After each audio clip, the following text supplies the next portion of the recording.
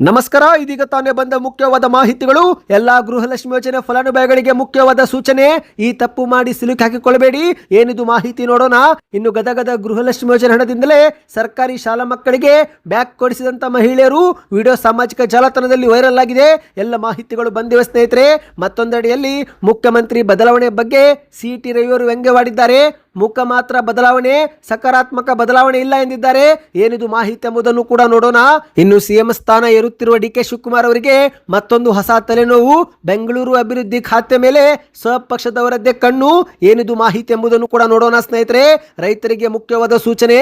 ಸಾಲ ಮನ್ನಾ ಬಗ್ಗೆ ಸರ್ಕಾರದಿಂದ ಅನುಮೋದನೆ. 36,585 ಕೋಟಿ ರೂಪಾಯಿ ಸಾಲ ಮನ್ನಾ ಮಾಡಲು ರೈತರಿಗೆ ಗುಡ್ ನ್ಯೂಸ್ ಕೊಡಲಾಗಿದೆ. ಯಾವ ಒಂದು ರೈತರ ಸಾಲ ಮನ್ನಾ, ಎಲ್ಲಿ ಸಾಲ ಮನ್ನಾ, ಎಲ್ಲ ಮಾಹಿತಿ ನೋಡೋಣ. ಇನ್ನು ಬಿಪಿಎಲ್ ಪಡಿತರ ಚೀಟಿದಾರರಿಗೂ ಕೂಡ ಕೇಂದ್ರ ಸರ್ಕಾರದಿಂದ ಸಿಹಿ ಸುದ್ದಿ.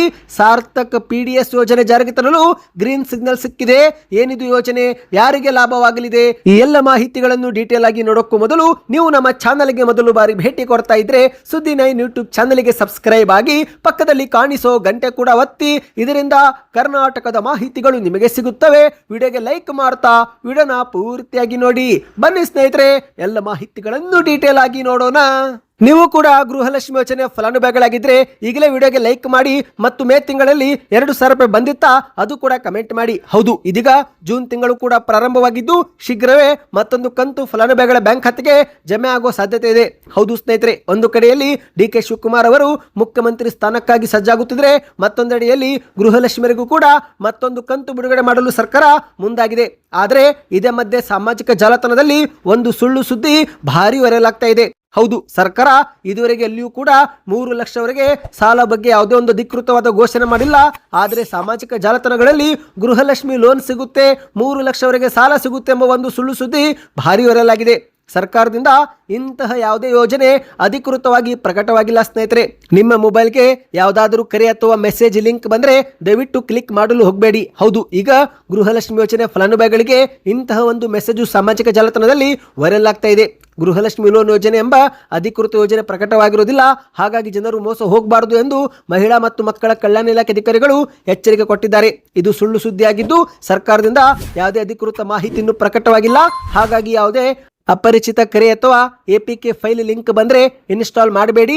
OTP, ಬ್ಯಾಂಕ್ ಡೀಟೇಲ್ಸ್ ಸೇರಿದಂತೆ ಪರ್ಸನಲ್ ಇನ್ಫಾರ್ಮೇಶನ್ ಯಾರಿಗೂ ಕೂಡ ಶೇರ್ ಮಾಡಬೇಡಿ ಎಂದು ಅಧಿಕಾರಿಗಳು ಮನವಿ ಮಾಡಿದ್ದಾರೆ. ಬನ್ನಿ ಸ್ನೇಹಿತರೆ, ಗೃಹಲಕ್ಷ್ಮಿ ಯೋಜನೆ ಸಂಬಂಧಿಸಿದಂತೆ ಮತ್ತೊಂದು ಮಾಹಿತಿಗೆ ಹೋಗೋಣ. ಅದಕ್ಕೂ ಮೊದಲು ನಿಮ್ಮ ಬ್ಯಾಂಕ್ ಖಾತೆಗೆ 2,000 ರೂಪಾಯಿ ಜಮೆ ಆಗ್ತಾ ಇದೆಯಾ? ಪ್ರತಿಯೊಬ್ಬರು ಕಮೆಂಟ್ ಮಾಡಿ. ಒಂದೊಮ್ಮೆ ಜಮೆ ಆಗುತ್ತಿಲ್ಲವೆಂದರೆ ಕೊನೆಯ ಕಂತು ಯಾವಾಗ ಜಮೆ ಆಗಿತ್ತು ಅದು ಕೂಡ ಕಮೆಂಟ್ ಮಾಡಿ. ಇದೀಗ ಗೃಹಲಕ್ಷ್ಮಿ ಯೋಜನೆ ಹಣದಿಂದಲೇ ಸರ್ಕಾರಿಯ ಶಾಲಾ ಮಕ್ಕಳಿಗೆ ಬ್ಯಾಗ್ ಕೊಡಿಸಲಾಗಿದೆ. ಹೌದು ಗೆಳೆಯರೆ, ಸರ್ಕಾರ ಕೊಡುವಂತಹ ಪ್ರತಿ ತಿಂಗಳಿನ 2,000 ಹಣ ಕೇವಲ ಮನೆ ಖರ್ಚಿಗೆ ಮಾತ್ರ ಸೀಮಿತವಾಗದೆ ಮನಸ್ಸಿದ್ದರಿಂದ ಸಮಾಜವನ್ನೇ ಕೂಡ ಬದಲಾಯಿಸಬಹುದು ಎಂಬುದು ಗದಗ ಜಿಲ್ಲೆಯ ರೋಣ ತಾಲೂಕಿನ ಮಹಿಳೆಯರು ಈಗ ಸಾಬೀತುಪಡಿಸಿದ್ದಾರೆ.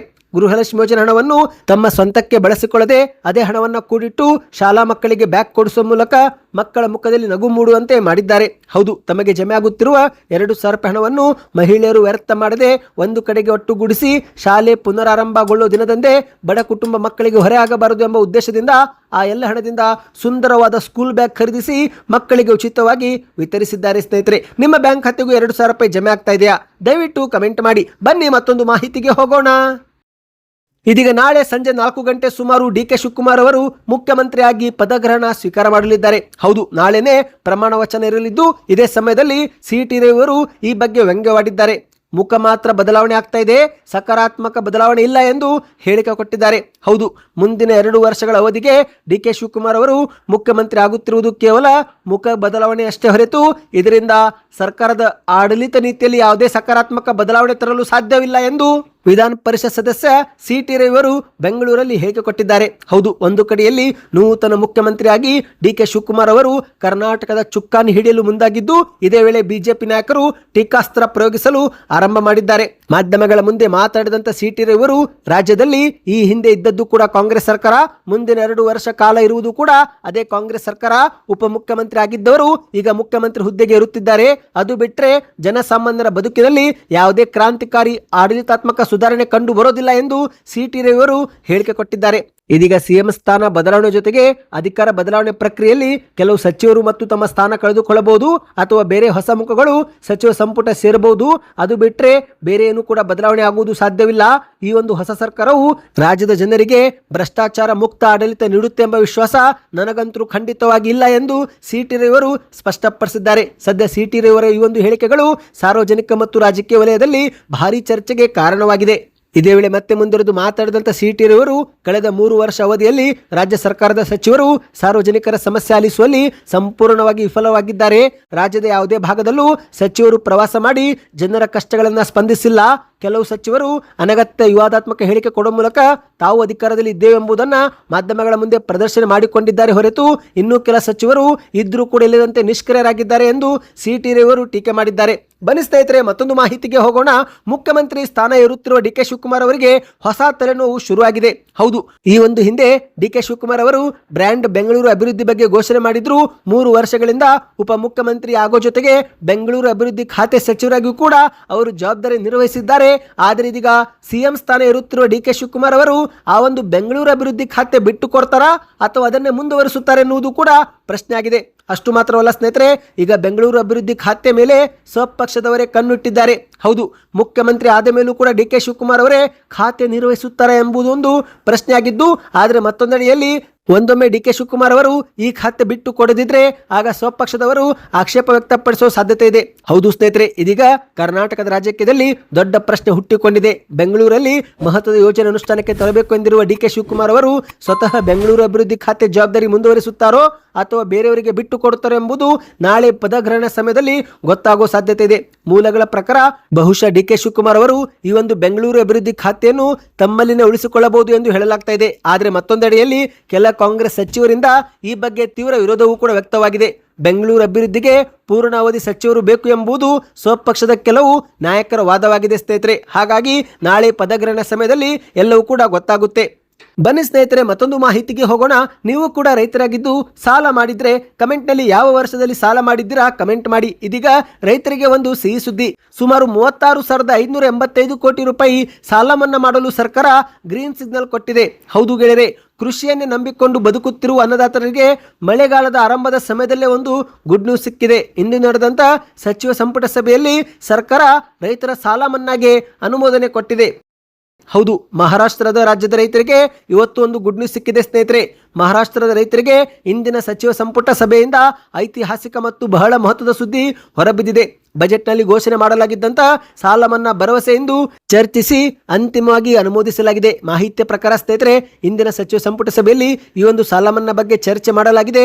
ಆದರೆ ಚುನಾವಣೆಯ ತಾಂತ್ರಿಕ ಕಾರಣದಿಂದ ಅಧಿಕೃತವಾಗಿ ದಿನಾಂಕದವರೆಗೆ ಘೋಷಣೆ ಮಾಡಿಲ್ಲ ಎಂದು ನ್ಯೂಸ್ 18 ಮರಾಠಿಯಲ್ಲಿ ವರದಿ ಮಾಡಲಾಗಿದೆ.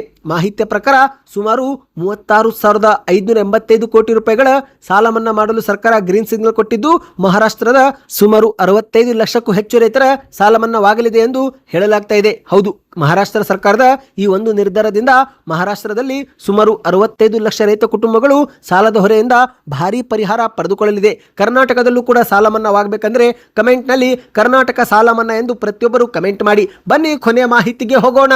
ಇದೀಗ ಬಿಪಿಎಲ್ ಪಡಿತರ ಚೀಟಿದಾರರಿಗೆ ಮೇಲಿಂದ ಮೇಲೆ ಗುಡ್ ನ್ಯೂಸ್ ಸಿಗ್ತಾ ಇದೆ. ಹೌದು, ಇತ್ತೀಚೆಗಷ್ಟೇ ಈ ಒಂದು ಬಿಪಿಎಲ್ ಕಾರ್ಡ್ನ ಆದಾಯ ಮಿತಿಯನ್ನು 1,20,000 ಬದಲಿಗೆ 3 ಲಕ್ಷಕ್ಕೆ ಏರಿಕೆ ಮಾಡಬೇಕು ಎಂದು ಆಡಳಿತ ಸುಧಾರಣಾ ಆಯೋಗ ರಾಜ್ಯ ಸರ್ಕಾರಕ್ಕೆ ಸಲಹೆ ಕೊಟ್ಟಿದ್ದು, ಈಗ ಇದೆರಡುವೆ ಕೇಂದ್ರದಿಂದಲೂ ಕೂಡ ಸಿಹಿ ಸುದ್ದಿ ಬಂದಿದೆ. ಹೌದು, ದೇಶಾದ್ಯಂತ ಸಾರ್ಥಕ ಪಿಡಿಎಸ್ ಯೋಜನೆ ಜಾರಿಗೆ ತರಲು ಕೇಂದ್ರದ ಬಿಜೆಪಿ ಸರ್ಕಾರ ಗ್ರೀನ್ ಸಿಗ್ನಲ್ ಕೊಟ್ಟಿದೆ ಸ್ನೇಹಿತರೆ. ಹೌದು, ಪಡಿತರ ವಿತರಣಾ ವ್ಯವಸ್ಥೆಯಲ್ಲಿ ನಡೆಯುತ್ತಿರುವ ಅಕ್ರಮಗಳಿಗೆ ಕಡಿವಾಣ ಹಾಕಲು ಮತ್ತು ಸಂಪೂರ್ಣ ಪಾರದರ್ಶಕತೆ ತರಲು ಕೇಂದ್ರ ಸರ್ಕಾರ ಭರ್ಜರಿ ನಿರ್ಧಾರ ತೆಗೆದುಕೊಂಡಿದೆ.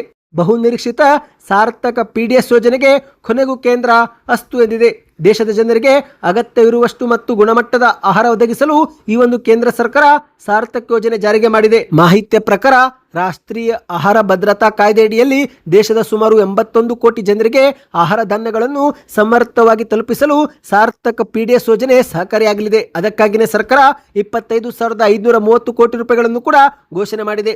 ಮುಂದಿನ 5 ವರ್ಷಗಳ ಕಾಲ ಈ ಒಂದು ಯೋಜನೆ ದೇಶಾದ್ಯಂತ ಜಾರಿಗಿರಲಿವೆ. ಏನಪ್ಪಾ ಇದು ಸಾರ್ಥಕ ಪಿಡಿಎಸ್ ಯೋಜನೆ, ಯಾಕೆ ಜಾರಿಗೆ ಮಾಡಲಾಗ್ತಾ ಇದೆ ಇದೆ, ಏನಿದರ ಉದ್ದೇಶ ಎಂದು ನಿಮ್ಮ ಮನಸ್ಸಲ್ಲಿ ಪ್ರಶ್ನೆ ಇದ್ರೆ ಅದಕ್ಕೆ ಉತ್ತರ ಸ್ನೇಹಿತರೆ, ಈ ಒಂದು ಸಾರ್ಥಕ PDS ಯೋಜನೆ ಮೂಲಕ ಪಡಿತರ ಸಾಗಾಣಿಕೆ, ಆಹಾರ ಧಾನ್ಯಗಳ ನಿರ್ವಹಣೆ ಮತ್ತು ನ್ಯಾಯಬೆಲೆ ಅಂಗಡಿ ವಿತರಕರ ಮಾರ್ಜಿನ್ ಸೇರಿದಂತೆ ಎಲ್ಲ ರಾಜ್ಯ ಮತ್ತು ಕೇಂದ್ರಾಡಳಿತ ಪ್ರದೇಶಗಳು ಭರಿಸುವ ವೆಚ್ಚ ಸರಿದೂಗಿಸಲು ಸಾರ್ಥಕ PDS ಯೋಜನೆ ಜಾರಿಗೆ ಮಾಡಲಾಗ್ತಾ ಇದೆ.